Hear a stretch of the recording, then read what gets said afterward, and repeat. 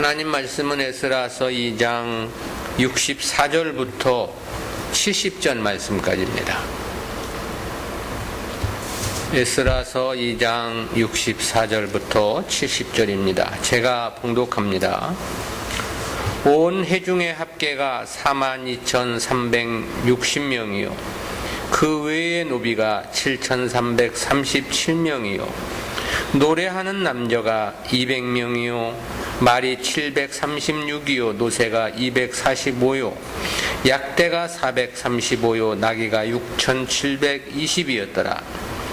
어떤 족장들이 예루살렘 여호와의 전터에 이르러 하나님의 전을 그곳에 다시 건축하려고 예물을 즐거이 드리되 영량대로 역사하는 곳간에 드리니 금이 6만 1천 다리기요 은이 5천만에요 제사장의 옷이 100벌이었더라.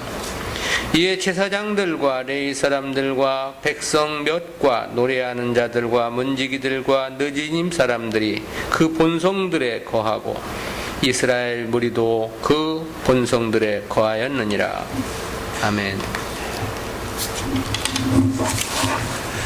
오늘은 귀한 자 총수 및 족장들이 드린 봉헌에 대한 말씀입니다.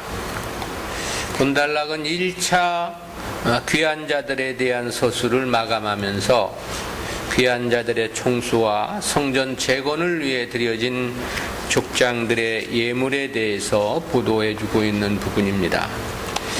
이와 관련한 64절부터 70절까지는 구속사적 교훈까지 넷으로 구분해서 살펴보겠습니다. 첫 번째는 제1차 포로 귀한 자들의 총수입니다. 에스라는 제1차 포로 귀한민에 대해서 64절에서 온 회중의 합계가 42,360명이요 그랬습니다. 이 수는 7장에서도 나타나고 병행구절인 느헤미야 7장 66절에서도 동일하게 기록된 숫자입니다. 그런데 본장 3절부터 60절에서 보도한 각 자손들의 총수를 보면 29,818명으로 되어 있습니다. 본문과는 대략 1만 명 이상의 차이가 나는 겁니다. 이 부분을 어떻게 이해해야 하는가에 대한 견해가 세 가지가 있는데요. 첫째는 적은 수의 경우는 20세 이상 남자 성인만의 수이고 많은 수는 여자를 포함한 전체 귀한 자 성인들을 기수한 것으로 보는 견해입니다. 둘째는 적은 수는 20세 이상 남성의 수로 보고 많은 수는 남녀노소를 불문한 전체 귀한 자의 수로 이해하는 견해가 있고요. 세 번째는 적은 수의 경우는 베냐민 지파와 유다 지파만을 가리킨 것으로 보고 많은 수의 경우는 모든 지파를 계수한 수로 이해하는 그런 견해입니다. 그런데 64절 서두에 보면 온 회중이라 그렇게 명시를 했는데요. 그렇다면 이 많은 수는 남녀노소를 막론한 전체 백성을 가리킨 수라고 볼 수 있겠죠. 온 회중이라고 그랬기 때문에. 그렇다면 이 세 가지 견해 중에 두 번째가 타당한 것으로 그렇게 볼 수 있습니다. 그렇다면 당시 귀환에 참가한 사람은 결코 많은 수요라고 볼 수 없겠죠. 도리어 지극히 적은 소수가 아니냐 그런 생각을 지울 수가 없습니다. 70여 년 포로 생활을 했다면 그동안 많은 자손의 번성이 있었을 것이기 때문에 그렇습니다. 이어진 65절에서는 이스라엘 자손이 아닌 노비들의 수요를 보도했습니다. 그 외에 노비가 7,337명이요 노래하는 남녀가 200명이요 그랬는데요. 이들은 앞서 보도한 42,360명에는 포함되지 않은 수입니다. 그렇게 보는 이유는 65절 서두에서 그 외라고 그렇게 표현을 해서 앞에 64절과는 확연히 구분을 했기 때문입니다. 또한 이들은 43절의 느디님 사람들이나 55절의 솔로몬의 종족 자손들과도 구별되는 자들입니다. 물론 느디님 사람들이나 솔로몬 신복들도 역시 혈통으로는 이방인들이죠. 그러나 저들은 여호와 신앙 고백과 함께 할례를 통해서 이스라엘 공동체에 완전히 편입된 사람들입니다. 그러므로 이들은 노비들과는 따로 계수하고 있는 거죠. 근데 이스라엘 총수 42,360명에 비하면 노비의 수요가 대단히 많은 숫자가 아니냐 그런 생각을 할 수 있습니다. 대략 노비가 이스라엘 백성 6명의 1명꼴이기 때문에 그렇습니다. 65절 하반절에서는 노래하는 남녀가 200명이요 그랬습니다. 이들 역시도 앞에 41절에서 언급한 노래하는 자들과는 별개입니다. 41절에 노래하는 자는 레위 지파 가운데 아삽의 자손에 속한 자들을 말합니다. 즉 성가대를 가리키는 거죠. 근데 본문에서 이 노래하는 자들은 이방인들로서 세속적 노래를 부르는 자들입니다.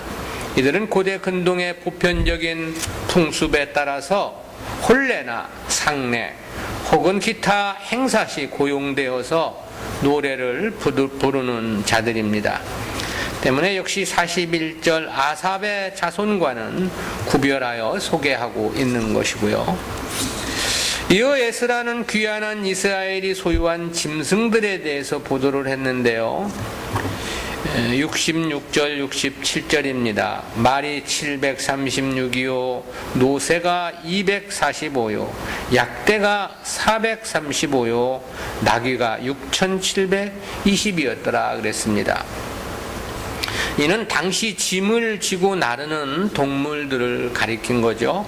말은 그 당시 뛰어난 기동력을 가진 값비싼 운송 수단이었습니다. 노새는 말보다 값은 싸지만 지구력이 있는 동물로 알려져 있습니다. 노새는 말 암말하고 순나귀 사이에서 태어난 중간 잡종으로서 번식력은 없죠. 그러나 말과 나귀의 장점을 받아서 힘이 강했고 또한 험악한 지형에 유리했다고 알려집니다. 약대는 팔레스틴에서는 잘 사용되지 않는 운반 수단인데요. 그러나 바벨론에서는 장거리 여행을 할 때 자주 사용되었다고 합니다. 당시 바벨론에서 예루살렘까지는 직선 거리로서는 약 900km, 실제 거리로는 약 1500km 정도 되는 길이었습니다. 그러니까 그처럼 먼 길을 여행하려 하니까 약대의 운송 수단도 필요했을까 아니냐 그런 생각을 해봅니다. 나귀는 말과에 속한 길들여진 야생 당나귀를 가리키는 말입니다. 이 짐승은 이스라엘 백성들과는 매우 친숙한 동물이었던 것으로 사료되죠. 약대가 성경에서 약 60번 이렇게 언급되고 있는데 나귀는 149번이나 나온다는 것이 그것을 말해줍니다. 때문에 1차 포로 귀환 당시에도 다른 가축에 비해 이 나귀가 압도적으로 많았습니다. 말은 736마리였고 노새는 245마리였고 약대는 435마리라고 그랬습니다. 근데 나귀는 6720마리나 되었으니까요. 한편 이 또한 4만 명 정도 되는 귀환자들의 총수에서 보면 힘이 많은 가축의 수가 아니냐 그런 생각도 해보게 됩니다. 그렇다는 것은 그들의 바벨론에서의 삶이 어느 정도 여유가 있었음을 말해주고 있고 또한 그곳을 떠날 때 고레스를 비롯하여 원주민들로부터 상당한 지원을 받았던 것이 아니냐 그런 생각을 해볼 수 있습니다. 물론 그것은 표면에 나타난 이유이고요. 보다 근원적으로는 저들을 향하신 하나님의 도우심의 결과일 것이겠죠. 모든 역사의 주장자는 하나님이시기 때문에 그렇습니다. 두 번째는 성전 재건을 위해 족장들이 봉헌한 예물입니다. 이와 관련한 서론으로 에스라는 68절에서 그렇게 말했습니다. 어떤 족장들이 예루살렘 여호와의 전태에 이르러 하나님의 전을 그곳에 다시 건축하려고 예물을 즐거이 드리래. 여기서 어떤 족장들이란 당시 귀환한 가문의 대표들을 일컬은 말입니다. 본장 3절부터 61절에서 보면 대략 100명에 가까운 족장들이 소개됨을 볼 수 있습니다.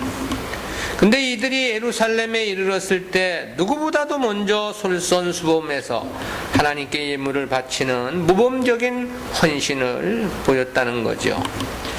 그렇다는 것은 이 당시만 하더라도 이들의 신앙이 얼마나 진실하고 또 뜨거웠는가를 말해줍니다.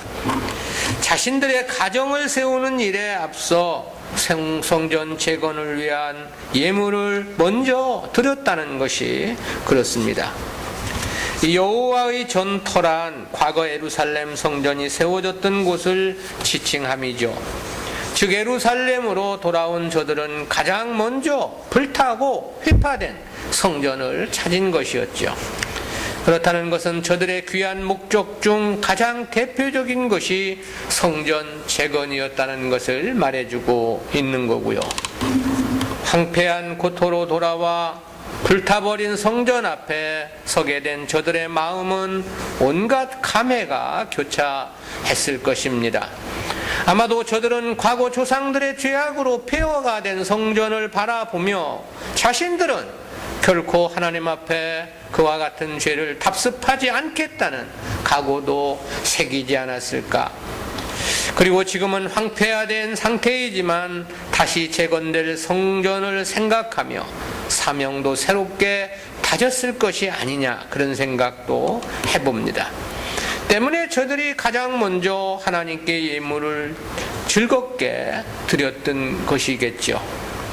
여기서 이 즐거이 드리되로 번역된 히브리어는 특별히 스스로 자원하여 하나님께 드리는 경우 자주 사용되는 단어입니다.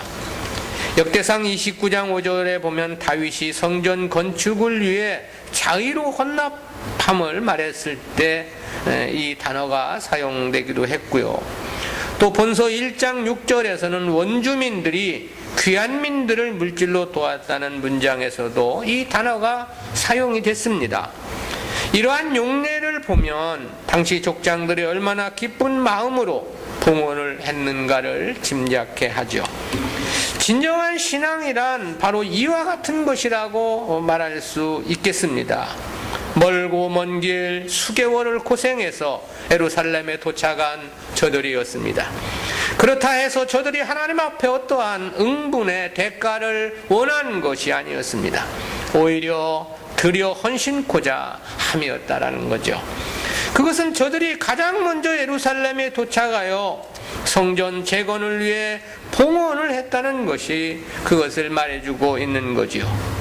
신앙의 진정성이란 바로 이와 같은 것이다, 그렇게 말할 수 있겠죠. 받고자 하는 마음, 자기의 유익을 도모함으로 신앙은 나타나는 거 아니다라는 거죠. 도리어 기뻐 드리고 헌신하며 주님을 위한 희생으로 나타나는 것이다라는 거죠. 저들이 드린 예물에 대해서는 이 69절에서 그렇게 말했습니다. 영양대로 역사하는 곡간에 드리니 금이 6만 1천 달이기요 은이 5천만에요 제사장의 옷이 100벌이었더라. 여기서 영양대로라고 번역된 이 히브리어는 이 어떤 일을 행할 수 있는 최대한의 능력이라는 그런 뜻을 나타내는 단어입니다. 즉 족장들은 성전 재건을 위해 봉헌을 하면서 할 수 있는 최선을 다했다, 그런 뜻이죠. 그리고 그 최대한으로 드린 것에 대해서 가장 먼저 금이 6만 1천 다릭이요 그랬습니다. 여기서 이 다릭에 해당하는 히브리어 따르케모는 바사의 금본위 화폐 단위입니다. 1만 다릭은 대략 금이 8.4km 정도, 4kg 정도 됩니다. 8.4kg. 금 1다릭을 그래서 오늘날 한국 화폐로 계산해 보면 대략 100만 원 정도 되는 데요. 근데 6만 1천 다릭이라고 그랬습니다. 그렇다면 계산해 보니까 약 610억 원 정도가 됐습니다. 만에는 바벨론 때부터 사용된 화폐 단위로서 1만에는 대략 570g입니다. 현재 한국 돈으로 환산하면 3만 4천 원 정도가 됩니다. 그런데 5천만회라고 했습니다. 그렇다면 약 1억 7천만 원 정도가 되는 것입니다. 그렇다면 금과 은의 총 금액은 611억 7천만 원이 되는 거죠. 제사장의 옷은 100벌이라고 그랬습니다. 그런데 병행구절인 느헤미야 7장 72절에는 67벌로 그렇게 기록을 했는데요. 이러한 차이에 대해 주석가들은 필사자의 오류로 보는 견해가 있습니다. 그와 달리 에스라가 말한 100이라는 숫자는 충분하다는 뜻에서 충만수 100을 사용한 것으로 그렇게 이해하는 견해도 있는데요. 그렇지만 저는 맨 처음 드려진 것이 100벌인데 후에 조사해 보니 만들어진 것이 규기옥에 미달되어서 느헤미야서에서는 67벌로 소개하고 있는 거 아니냐 그런 생각을 했습니다. 왜냐하면 이 제사장 옷이라는 것은 율법의 규정에 따라 매우 복잡하고 만들기가 까다로웠기 때문에 그렇습니다. 어쨌든 드려진 이 예물에서 보면 두 가지 의미가 발견이 됩니다. 하나는 아낌없이 드렸다는 것이고요. 그것은 드려진 예물이 바사의 금화를 중심으로 드려졌다는 사실에서 볼 때 그렇습니다. 적당히 한 것이 아니다라는 거죠. 다른 하나는 성전을 사랑하고 사모하는 저들의 마음입니다. 그것은 제사장의 의복을 100벌이나 만들어 드렸다는 것이 그렇습니다. 이때 무슨 제사장 옷이 100벌이나 필요했겠느냐라는 거죠. 근데 이 제사장의 의복이라는 것은 그렇게 쉽게 만들 수 있는 것이 아니었습니다. 그 구조가 매우 복잡했고요. 또한 오직 율법의 규정에 따라 정확하게 만들어졌어야만 했습니다. 다시 말하면 지극한 정성이 요구되고 필요했다라는 거죠. 그럼에도 100벌이를 만들었다. 이것은 무엇을 말하느냐 이거죠.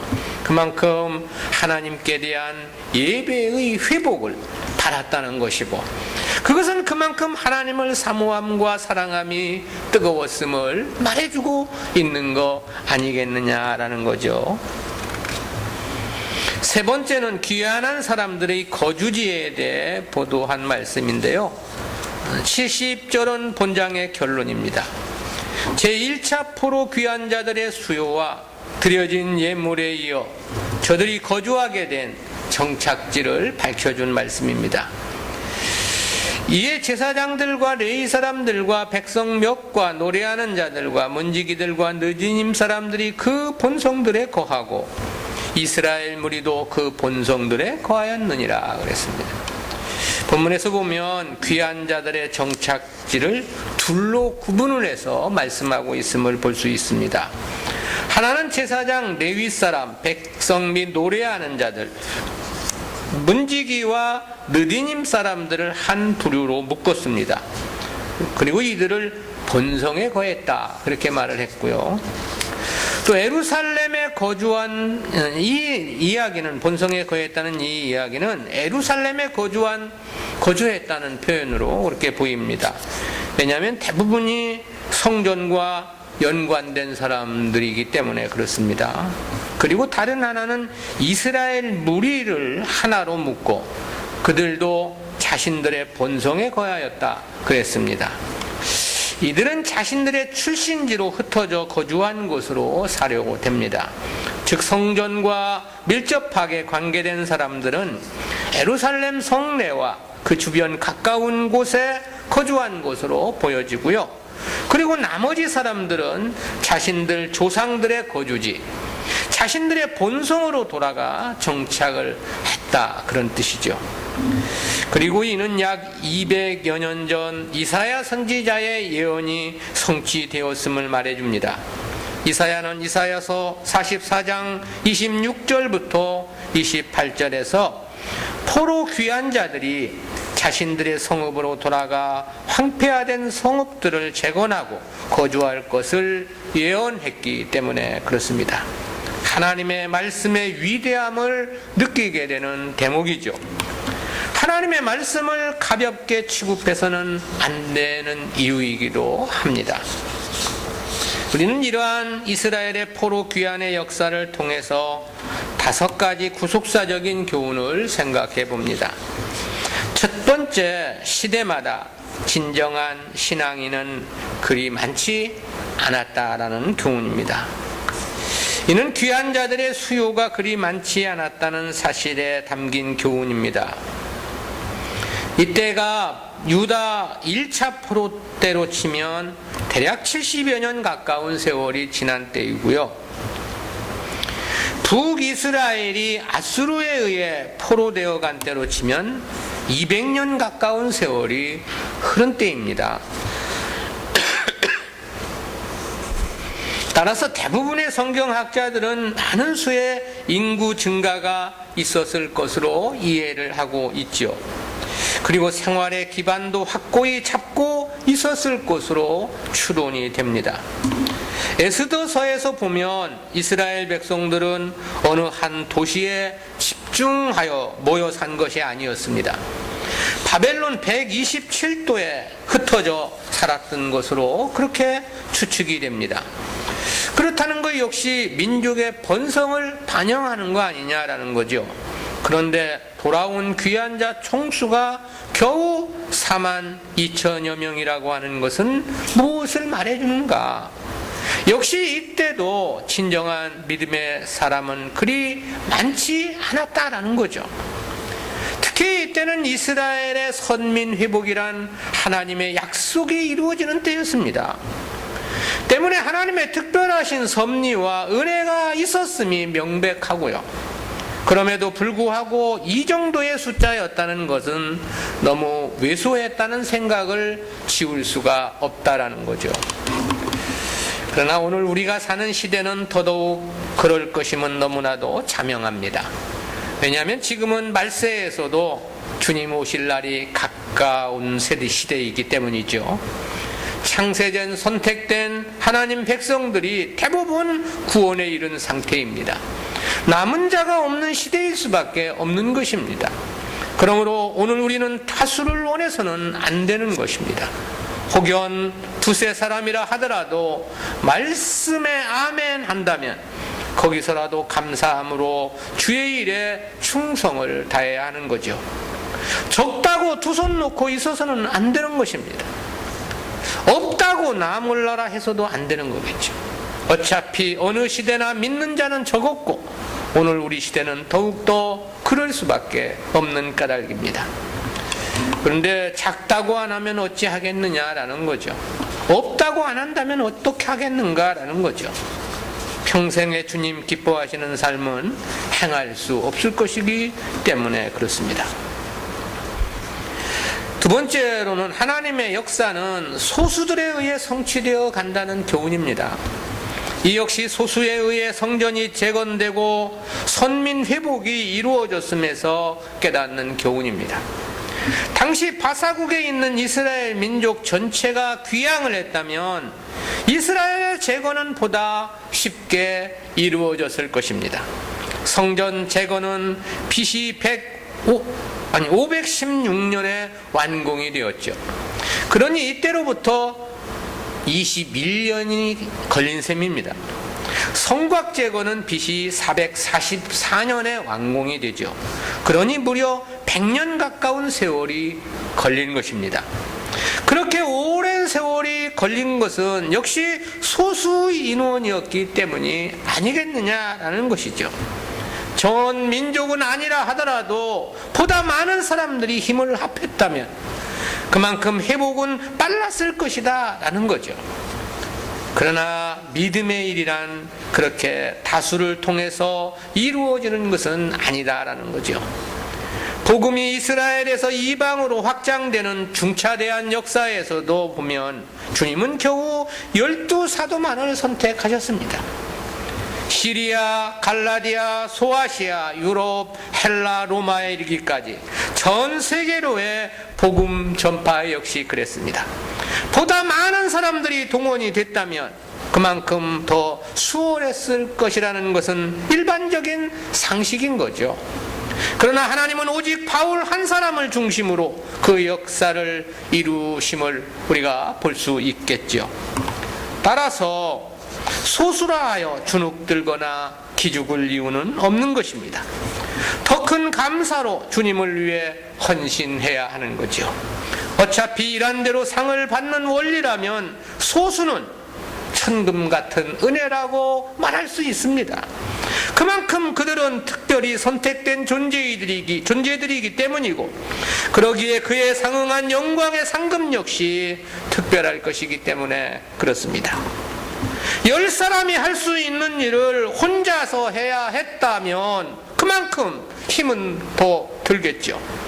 100사람이 해야 할 일을 2~3사람이 했다면 더욱 고되고 어려울 것은 분명할 것입니다. 그러나 그렇다면 더욱더 감사해야 한다라는 거죠.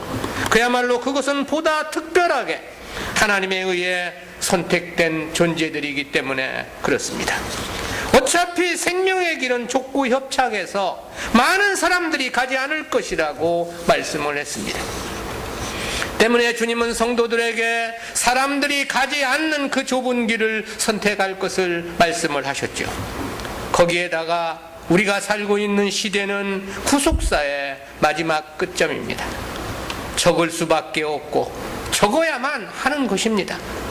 하루에 3,000명, 5,000명 믿는 자를 더해 주시던 초대교회 시대, 구속사의 핵심적 역사는 다수가 한 게 아닙니다.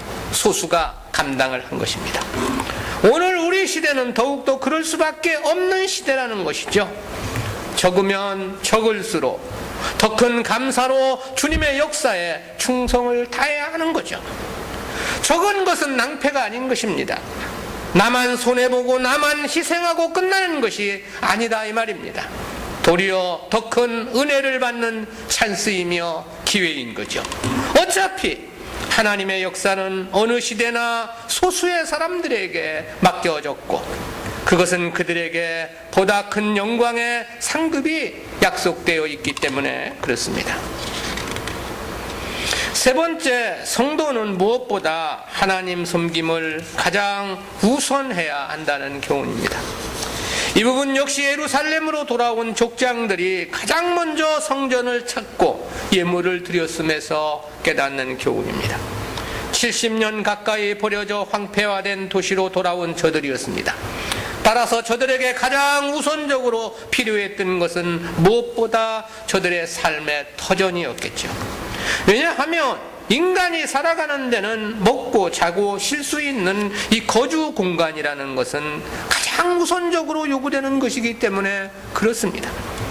그럼에도 이스라엘 족장들은 먼저 성전을 찾았고 성전 재건을 위해 봉헌을 했다고 말씀합니다. 무엇을 말해주는가? 저들이 무엇보다 중시한 것이 성전이었다는 것이고요.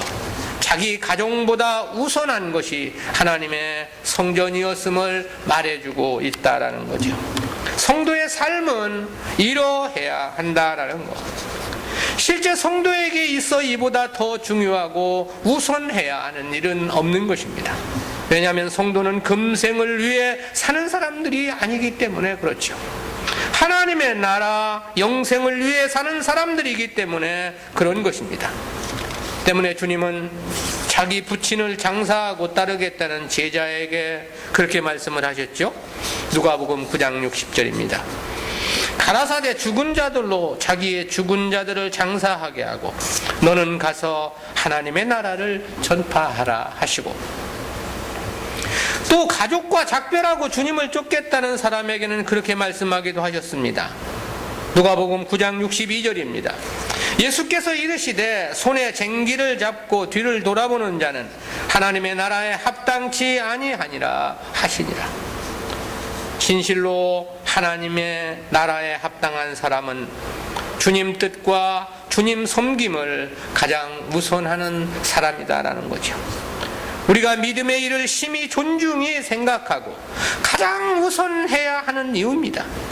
부친의 장례, 가족과의 작별보다 주님을 따름이 우선이라면 이보다 더 중요하고 우선해야 하는 것은 성도들에게 아무것도 없기 때문에 그렇습니다.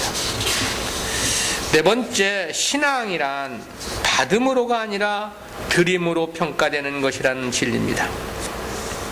이 역시 예루살렘으로 돌아오자마자 성전 재건을 위해 예물을 드린 족장들의 신앙의 행위를 통해서 깨닫는 진리입니다. 이들이 파사에서 예루살렘으로 돌아오기까지는 많은 고난과 역경이 있었을 것입니다. 2차 귀환 역사에서 보면 바사에서 예루살렘까지만 4개월이 걸린 것으로 보도해주고 있죠. 그때는 귀환자의 총수가 고작해야 1754명 뿐이었습니다. 그럼에도 4개월이나 걸린 겁니다. 그런데 이때는 그때보다 23배나 더 많은 수의 이동이었죠. 그렇다면 그만큼 더 많은 시간이 걸렸을 것이라는 것은 역시 상식이겠죠. 그러니 그 오랜 기간, 그 멀고 먼 길을 여행한다는 것이 얼마나 힘들고 고달픈 일이었겠느냐라는 것입니다. 발도 부르텄을 것이고요, 힘도 기진했을 것입니다. 그래서 예루살렘에 돌아왔다 해서 하나님께 복을 달라고 기도했다면 어찌했을까를 생각해 봤습니다.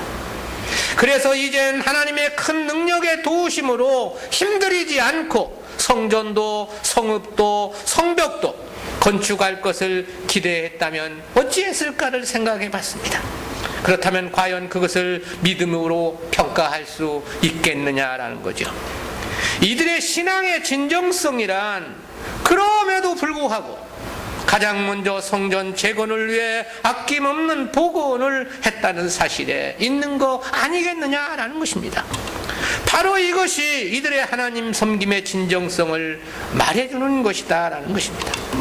그럼에도 오늘날은 무조건 달라고 기도하는 것이 일상화되어 있죠. 오히려 요구하지 않는 것이 믿음이 없고 달라고 부르짖음을 믿음으로 이해하는 어처구니 없는 형국이기도 합니다. 세상과 육신의 것을 위해 기도해 줌을 사랑이라고 말하기도 하고요, 또 큰 이적 기자를 행사하며 육신의 병을 치유함을 성령의 능력이라고 자랑하기도 하죠. 그렇다면 왜 엘리야 당시 하나님은 이스라엘에도 과부가 수없이 많았는데 오직 이방의 사르밧 과부에게만 은혜를 베푸셨던 것일까? 또 엘리사 당시에는 왜 이스라엘에도 문둥병자가 많았는데 오직 이방의 나아만 장군만 치유를 해 주신 것인가?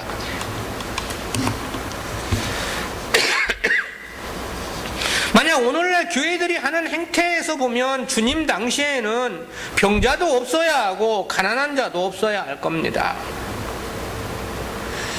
그러나 실제는 그렇지 않았다는 거죠. 그럼 주님께서 시간이 없어서 다 못 고쳐주셨기 때문인가? 아니면 능력이 거기까지 뿐이라 그만큼만 고쳐주신 것인가? 우리가 성경을 바르게 보는 눈을 떠야 하는 거죠. 신앙의 진정성이란 요구하고 받는 것이 아닌 것입니다. 신앙의 진정성이란 자기 희생, 자기 헌신으로 평가되는 것이다라는 것입니다. 아무리 기도해서 죽을 병이 나았다 하더라도 자기 희생이 없는 사람은 믿음의 사람이라 말할 수 없는 것입니다. 그래서 내가 저기 중국의 누군가 하여튼 교회 가서 예배를 드리는데 그 예배를 참석한 한 부부가 나한테 와서 자기 딸이 다 죽을 수밖에 없었는데 하나님이 기도해서 낚여주셨다고 그래가지고, 그래서 그렇게 낚여주셨는데 당신 지금 뭐하고 있느냐고 내가 한번 물어봤어요. 내가 보니까 그날 교회 와가지고도 헌금도 안 하고, 보니까 예배 시간에는 졸고 있고, 그게 지금 은혜를 받은 사람입니까? 정말 자기 죽을 딸 살려주었다면, 그게 정말 믿음이라면 어떻게 하나님을 섬겨야 되겠느냐 이것이죠. 아무리 기도해서 억만장자가 되었다 하더라도 드림과 헌신이 인색한 자는 진정한 믿음이 아닌 것입니다. 그래서 많은 부자들보다 2렙돈을 드린 과부가 주님께 칭찬을 들었던 거 아니겠습니까? 한 렙돈이라는 것이 한 데나리온, 하루 일당의 128분의 1밖에 안 되는 돈입니다. 2렙돈이라는 게 얼마가 되겠습니까? 그래서 이스라엘의 아합 왕보다도 사르밧 과부가 위대해 보이는 것도 이유가 여기에 있는 거 아니냐라는 것이죠. 본래 믿음이란 받음이 아니라 자기 희생으로 평가되는 것이기 때문에 그런 거죠. 마지막 5번째로 하나님 말씀을 보다 엄중하고 신중히 생각해야 한다는 교훈입니다. 그것은 이스라엘의 예루살렘 귀환과 각자 본성으로의 정착이 200년 전 이사야의 예언의 성취였음에서 깨닫는 교훈입니다. 물론 바벨론 포로 역시 히스기야 왕 시대에 예언된 것이었죠. 그렇다는 것은 과연 무엇을 말해주는가? 하나님의 말씀의 전능성, 하나님의 말씀의 신실성, 하나님의 말씀의 확실성을 말해주고 있죠. 따라서 성도는 무엇보다 하나님의 말씀에 대한 엄중함과 신중함을 가져야 합니다. 절대 하나님의 말씀을 가볍게 취급해서는 안 된다라는 거죠. 주님께서도 그런 말씀을 하셨습니다. 마태복음 5장 18절입니다.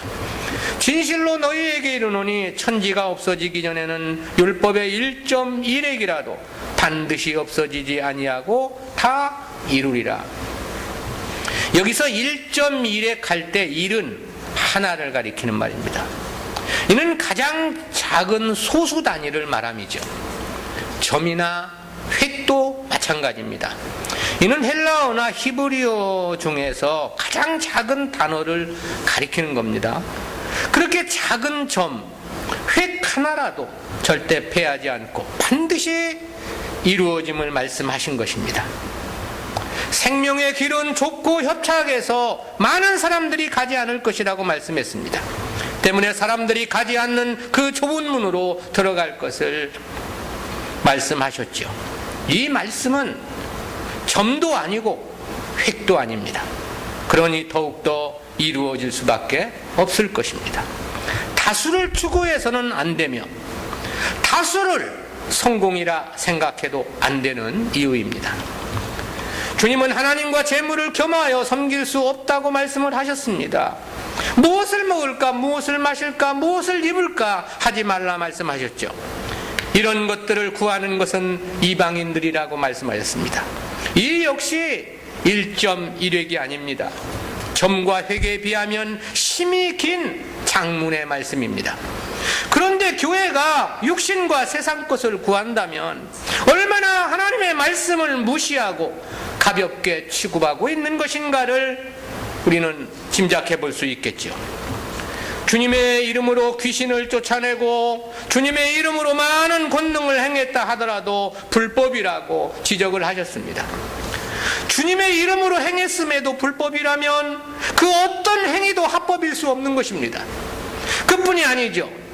모든 능력과 표적과 거짓 기적은 멸망하는 자들에게 임하는 것이라고 말씀을 했습니다.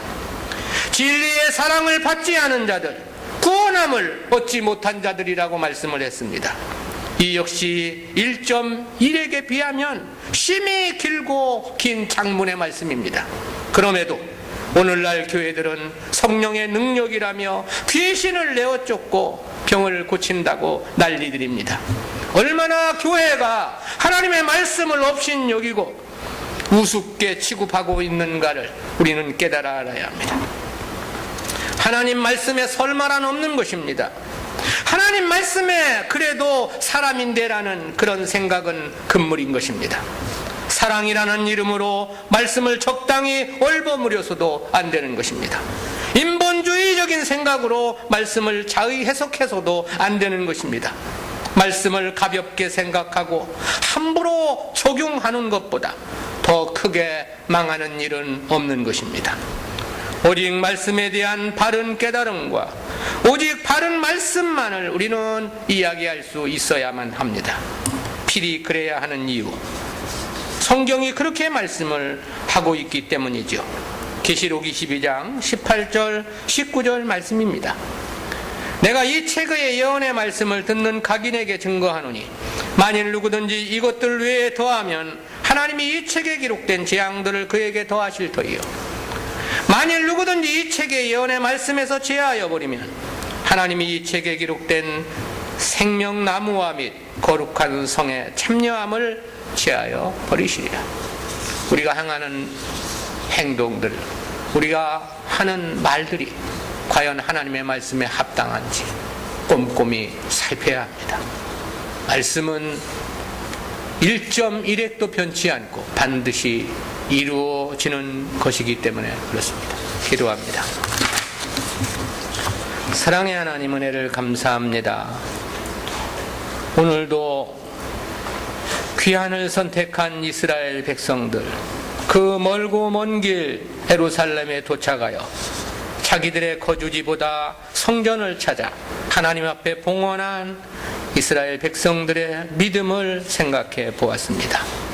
주여, 저희들에게도 이와 같은 믿음으로 살아갈 수 있도록 도와주시고, 오직 우리의 인생이 하나님께 귀히 쓰임받는 그릇으로서 하나님께 영광이 되는 삶이기를 간절한 마음으로 빌고 소원합니다. 저희들의 발걸음을 주장해 주시며 인도하여 주옵소서. 감사드리옵고 예수님의 이름으로 기도드리옵나이다. 아멘.